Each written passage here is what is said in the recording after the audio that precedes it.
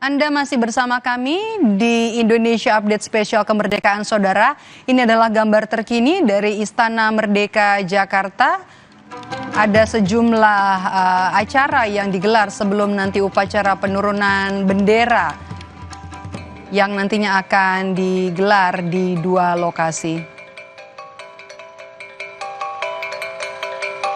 Ini merupakan bagian dari persiapan upacara penurunan bendera dalam rangka hari ulang tahun ke-79 Republik Indonesia. Ada yang spesial dalam peringatan hari ulang tahun ke-79 Republik Indonesia tahun ini karena upacara pengibaran bendera hari ini digelar di dua lokasi, yakni di Istana Negara di IKN Nusantara dan juga di Istana Merdeka Jakarta. Sejumlah persiapan dan juga acara hiburan tengah digelar jelang nanti penurunan bendera dalam rangka peringatan hari ulang tahun Republik Indonesia ke-79.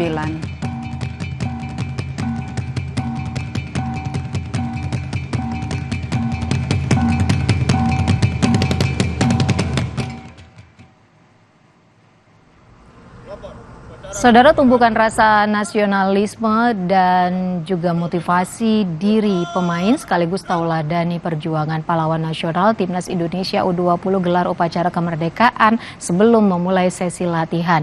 Upacara hari ulang tahun ke-79 Republik Indonesia digelar Timnas Indonesia U20 sebelum latihan di Stadion Madia Jakarta.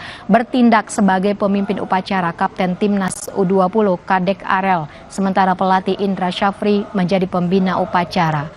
Upacara ini digelar untuk menumbuhkan rasa nasionalisme dan motivasi masing-masing pemain sekaligus mengenang perjuangan para pahlawan nasional.